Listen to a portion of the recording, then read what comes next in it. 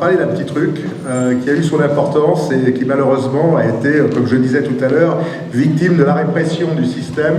Ça a été la fermeture du local. Beaucoup d'amis parisiens connaissaient le local, cet endroit sympathique où on se retrouvait régulièrement et qui permettait de faire une base de combat, enfin une base de retrouvailles en tout cas, et une base d'initiative pour les nationalistes et les nationaux de Paris et de la région parisienne. L'autre jour, avec Serge, nous parlions ensemble justement de cette période, et c'est vrai qu'à l'époque où il y avait le local, eh bien, il y avait beaucoup de choses qui pouvaient se faire beaucoup plus facilement qu'aujourd'hui. Parce qu'aujourd'hui, ça va peut-être vous sembler bizarre, mais à Paris, si on réfléchit bien, il n'y a plus beaucoup de bases de combat. Il n'y a plus vraiment beaucoup d'endroits où on peut se retrouver, où on peut envisager des actions, on peut échanger nos points de vue, et de cet échange de points de vue, souvent sort des initiatives qui peuvent avoir leur importance. Alors, je ne sais pas si ce sera le cas dans les mois qui viennent, mais en tout cas, il y a une chose qui est sûre, c'est que si on veut qu'une base de combat existe à Paris, c'est-à-dire un endroit convivial, sympathique, où on puisse se retrouver, eh bien, pour ça, il faut des moyens. Et on voit partout naître des mosquées, des permanences du Parti Socialiste, que sais-je encore. À chaque fois, on est énervé, mais on se dit, après tout, nous, on n'a rien, on n'a pas un endroit. Mais si on veut un endroit, eh bien, il faut que tout le monde s'y mette. Alors, un local, ça coûte cher. Ça coûte cher, je ne vous le cache pas. On a évalué que pour qu'un local tourne, il faut que nous arrivions à trouver un budget d'environ 4 à 5 000 euros par mois. C'est le loyer, un loyer parisien, ou même dans la très très proche banlieue, ça coûte cher. J'en ai parlé depuis la discussion que j'ai eue avec Serge à ce sujet. J'en ai parlé avec un certain nombre de nos amis et bien sûr beaucoup seraient éventuellement d'accord pour que ça se fasse et on n'est pas assez nombreux. Si chacun disait moi je donne 10 euros par mois ou 5 euros par mois ou plus bien sûr, selon ses possibilités, selon ses moyens bien sûr, eh bien cette opération pourrait devenir une réalité et à partir du moment que cette réalité existerait, nous pourrions ouvrir cette base qui, je répète, n'est pas un local d'un parti politique ou d'un mouvement, mais qui serait un endroit, un petit peu comme les synthèses nationales finalement, un endroit où tout le monde se retrouve. Et j'ai donc demandé à Hugues Bouchu, que vous connaissez pour la plupart d'entre vous, qui est président de la Ligue francilienne, affilié au réseau Identité, eh bien à Hugues Bouchu d'essayer, dans la mesure du possible, de synchroniser cette opération. Cette opération, je ne sais pas si nous la réussirons.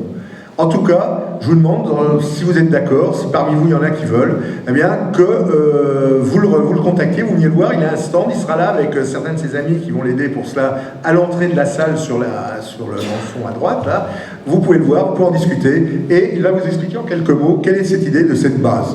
Ce qu'on a trouvé comme nom pour le moment, la base. Il y avait le local, maintenant il y a la base. C'est un peu plus grand une base, mais pourquoi pas. Voilà.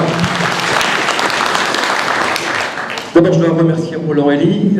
Il m'a pris un peu à l'improviste, si je puis dire, parce que je n'avais pas prévu de prendre la parole. Mais bon, là où il y a une volonté, me dit-on, il y a un chemin. Et justement, c'est lors d'une promenade en forêt, dans mes Vosges natales, Vosges du Nord, au moment des événements, au mois de juillet, lorsque j'ai vu ce qui s'est passé, je me suis senti seul. Seul, non pas parce que j'étais dans ma forêt, mais parce que j'ai constaté que toutes nos intentions, nos discours, nos rassemblements n'avaient pas fait preuve de réactivité organisée. J'étais un peu dépité, un peu désarmé, voire même en colère. J'étais prêt à rendre aussi le tablier. Mais quand on fait de la résistance, il faut savoir prendre des coups. Il faut savoir essuyer les plâtres. Et j'ai fait part de cette émotion à Roland, à mon retour. Et Roland m'a dit, bon, on va se prendre une petite bière, en évitant de se faire massacrer par le Kalachnikov armé et professionnel. On a discuté pendant près d'1 heure et je lui ai dit, écoute, je pense que ce manque de réactivité organisée, ça vient peut-être du fait qu'il n'y a pas de lieu, il n'y a pas de lieu de ralliement. Il n'y a rien pour nous relier. pas dans le sens religion, et encore, pourquoi pas. Alors, je vais être très bref. C'est mon dernier espoir, je vous le dis publiquement. Si ce projet ne marche pas, alors je baisserai les bras.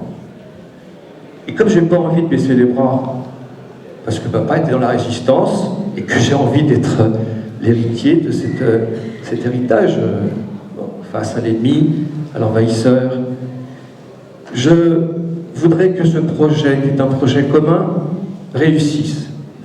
Un projet fédérateur, pas simplement avec des nationalistes, des identitaires, mais avec des patriotes qui ont le pays au cœur, qui ont la résistance dans le sang, qui croient encore à ce pays. Comme dirait Peggy, vous savez, nos racines sous les pieds.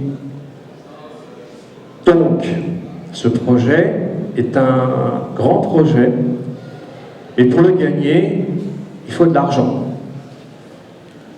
Et pour qu'on gagne ce projet, qui puisse être amené à défendre notre héritage, notre pays, notre terre, à préserver l'avenir de nos enfants aussi, c'est dur de donner 5, 10, 15, 20 euros.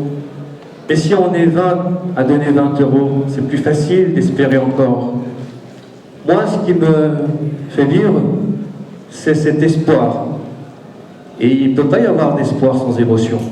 Et cette émotion, c'est celle que j'ai devant mon pays, devant ce que mon pays malheureusement est en train de devenir. Cette France commence à ne plus m'appartenir et je n'ai pas envie que ce soit une réalité. Je souhaite un bon anniversaire à Roland. Merci.